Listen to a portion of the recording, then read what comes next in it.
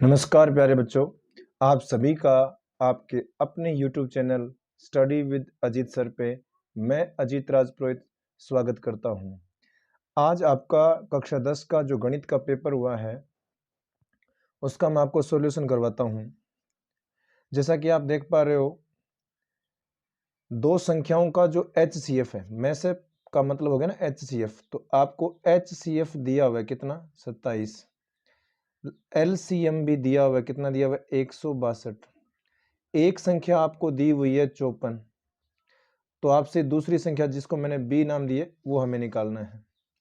अब आपको एक फॉर्मूला पता होना चाहिए, वो क्या होता है? वो होता है ए गुणा बी बराबर होता है LCM गुणा HCF। हम इसमें मान रखेंगे, ए का मान कितना है 54, बी को मैंने बी लिखा, LCM 162 है और आपका HCF कितना है 27 है। अब इसमें ये 27 से 54 कटेगा 2 बार और 2 से ये 162 कटेगा 81 बार, तो बी का मान कितना आ गया 81। आपसे यही पूछा गया था, तो फर्स्ट ऑप्शन आपका क्या हो जाएगा राइट। इसके बाद में सेकंड क्वेश्चन में आपसे इसका शून्यक पूछा गया है। शून्यक निकालने के लिए बहुपद को हम क्या करते हैं 0, तो यहां से मैं क्या करूंगा कि 2x के आपको टुकड़े करने हैं, तो -4x और +2x -8 बराबर कितना 0। अब इसमें आपको करना क्या है, यहाँ पर x कॉमन आएगा तो x -4 बचेगा और फिर इसमें 2 कॉमन आएगा तो x -4 बचेगा बराबर 0। x -4 को हम कॉमन लेंगे तो यहाँ बचेगा x + 2 बराबर 0। फिर x -4 को अलग 0 करेंगे और x + 2 को अलग 0 करेंगे तो x बराबर यहाँ से 4 आएगा और x बराबर -2 आएगा, तो -2 और प्लस का 4 ये आपका सही, इसका क्या हो जाएगा सही। इसके बाद में फर्स्ट क्वेश्चन का ही हम थर्ड देखते हैं। तो थर्ड नंबर जो क्वेश्चन है आपका, उसमें यह कहा गया है कि एक संख्या x है, एक संख्या x का 2 गुना, तो x का 2 गुना कर दिया मैंने, और दूसरी संख्या y है, y का 7 गुना, तो y का 7 गुना कर दिया, उससे 5 कम, तो ये समीकरण बनेगी, तो 2x बराबर 7y - 5 कम, ये दे ऑप्शन इसका क्या हो जाएगा सही। इसके बाद में आपका अरिथमेटिक प्रोग्रेशन समांतर श्रेणी से क्वेश्चन बना है। पहला पद जो है 2 है और सर्वांतर आपका 3 है।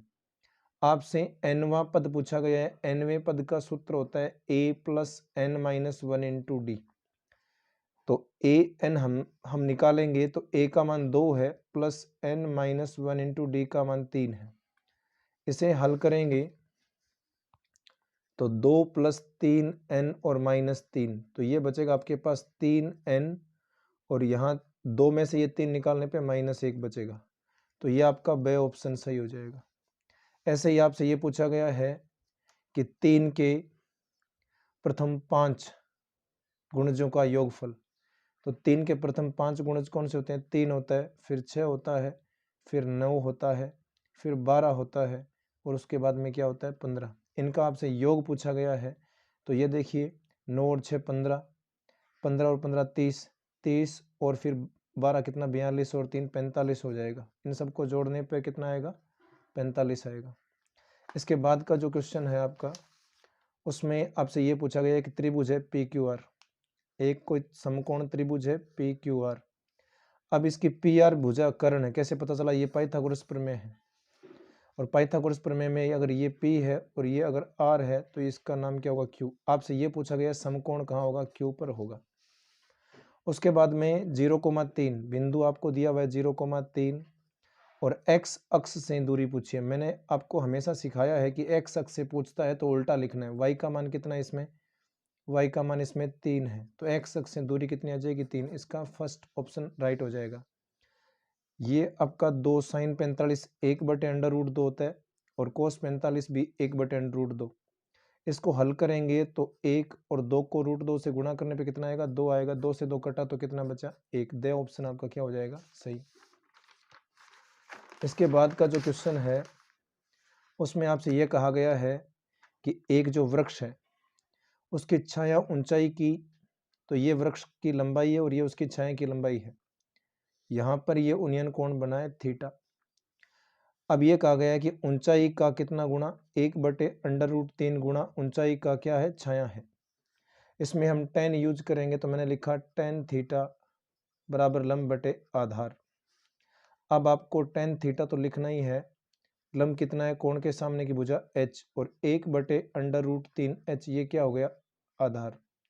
h से h एक बार कटा, ये रूट ऊपर जाएगा तो ऊपर मैंने √3 लिखा। अब आपको ये पता होना चाहिए कि tan थीटा बराबर की क्या मिला आपको, √3। तो tan थीटा बराबर, इसको मैं क्या लिखूंगा, tan 60, और तुलना करने पे यहाँ से थीटा का मान कितना आ जाएगा, 60। बी ऑप्शन आपका क्या हो जाएगा, राइट। तो एक वृत्त बनाया मैंने, और इस वृत्त के व्यास के जो किनारे हैं उन पे आपको स्पर्श रेखाएं बनानी है। इस क्वेश्चन में आपसे ये पूछा गया है कि ये स्पर्श रेखाएं परस्पर कैसी है, तो समांतर बनी है। ऐसे ही क्वेश्चन नंबर जो नेक्स्ट आपका 11वां है, परिधि का फॉर्मूला होता है 2πr, और उसका वैल्यू दिया हुआ है 176। 2 गुणा पाई का मान 22/7 और गुणा r बराबर 176। 22 से 176 8 बार कटेगा, और 2 से ये कटेगा आपका 4 बार। r को मैंने यहाँ रखा, 7 को 4 से गुणा करेंगे तो 7 चौके कितना आएगा, 28 सेंटीमीटर। तो आपका कौन सा ऑप्शन सही हो गया, से। इसके बाद का जो क्वेश्चन है उसमें आपको गोले का आयतन दिया हुआ है। गोले के आयतन का फॉर्मूला होता है 4πr³ और बराबर आपको दिया हुआ है 36 पाई। तो पाई से आपका पाई कटा, 4 से ये 36 कटेगा कितनी बार, 9 बार। तो r³ बराबर आपको मिलेगा 9, और गुणा में क्या है, 3 गुणा में चला, भाग में और गुणा में चला गया। तो r³ बराबर आपको क्या मिला, 27। तो यहाँ से r³ बराबर मिलेगा 3 की पावर 3। तो तुलना करने पर r बराबर आएगा 3 सेंटीमीटर। फर्स्ट ऑप्शन आपका इसका क्या हो गया, सही। प्रथम 11 पूर्ण संख्याओं का माध्य। ऐसे एक पूर्ण संख्या आपको पता होनी चाहिए कहाँ से स्टार्ट होती है, 0 से, और उसके बाद में 2, फिर 3, और ऐसे करते करते कहाँ तक जाएगा, ये 10 तक। अब यहाँ पे आपको टोटल संख्याएं कितनी हैं, वो 11 संख्याएं। माध्य निकालने के लिए आंकड़ों का योग बटे आंकड़ों की संख्या होता है। अब इसमें 0 तो मान लो है ही नहीं, तो 1 से 10 तक की संख्याओं को हम जोड़ते हैं, तो फॉर्मूला होता है n × n+1 और बटे में कितना, 2। इस फॉर्मूले से n का मान अगर हम 10 रखते हैं तो 10 × 10 + 1 और बटे में 2। 2 से ये कटेगा 5 बार, ये 11 हो गया। 11 को 5 से गुणा करने पे आएगा 55 और बटे में 2। अब आपको पता है कि ये योग आया है, तो मैं यहाँ लिखूंगा 55/2। अब ये 11 से 55 कितनी बार कटेगा, 5 बार। 11 से 55 कटेगा 5 बार और बटे में 2। तो इस सेंस में आंसर आपका आ रहा है 2.5। 2 पॉइंट माध्य पूछा है ना इसमें। चलो एक बार इस क्वेश्चन को मैं दोबारा करता हूँ। जैसे 10 और गुणा 10 + 1 और बटे में 2, इससे तो मैं इसका क्या कर रहा हूँ, टोटल कर रहा हूँ। अब टोटल किया तो 2 इससे काटेगा, ये कितनी बार, 5 बार। अब ये 11 को 5 से गुणा करने पे कितना आएगा, 55 ही आएगा। तो हमारे पास टोटल कितना है, 55। मैंने क्या कर दिया था, 55/2 कर दिया था, तो जो कि गलत है। और इसमें 11 का भाग अगर हम करते हैं तो 11 से कितनी बार कटेगा, 5 बार। तो इसका राइट आंसर होगा ब। इसके बाद बहुलक आपसे पूछा गया है, तो जो संख्या ज़्यादा बार है, इसमें देखिए 1 बार, 2 बार, 3 बार, 4 बार, 5 बार। तो ज़्यादा बार कौन है, 3। तो 3 इसका क्या होगा, बहुलक। आपको घटना घटित होने की प्रायिकता दी हुई है, वो कितनी है, 0.05, और घटना घटित नहीं होने की प्रायिकता आपसे पूछी गई है।